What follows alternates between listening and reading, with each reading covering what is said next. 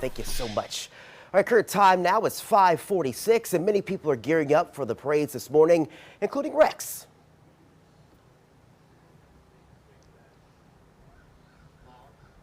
Yeah, Rex is the oldest parading organization in the city of New Orleans. It still takes to the streets 150 plus years here.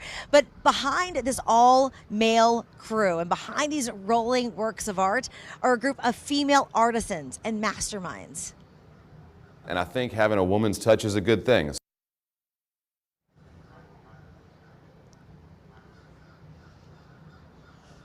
Well, you know, half of the float designers are women, as really the creative hand behind the costumes and also the floats.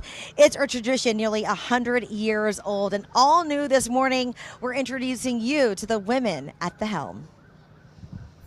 You can't find fabric like that anymore. For 51 years, Sue Kearney has been a central part of the carnival fabric in New Orleans. That's the part I like about Mardi Gras. It's fascinating to me. Creating costumes for the Rex Parade.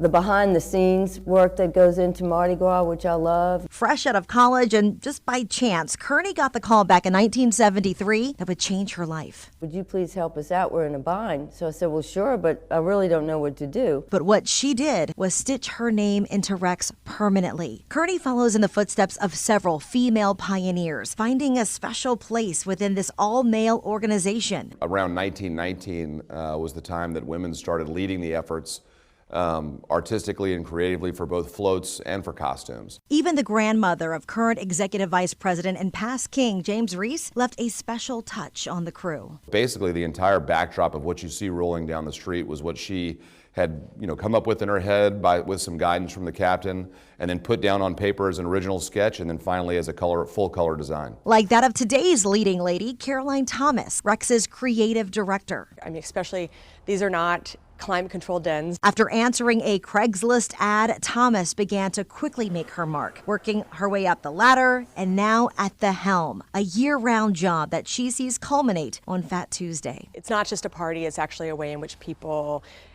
I think, kind of come together as a community, and you can actually talk about really complex things through the art form. These ladies are hoping to inspire the next generation of talented young women hoping to work in an industry that makes Louisiana and New Orleans so unique. I never would have thought it would be possible. So I just think for people, just if there's something they like, just seek it out.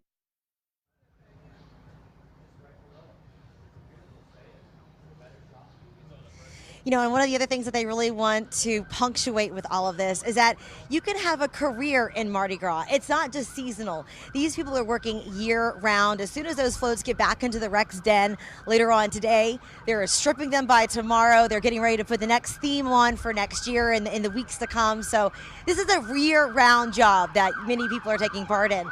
As you can tell behind me, they're getting ready to shut down some of these streets. The cops are out here in full force. But you know what? If we're talking about costumes and getting ready for today, Damon Singleton, layer up. So these crew members are going to have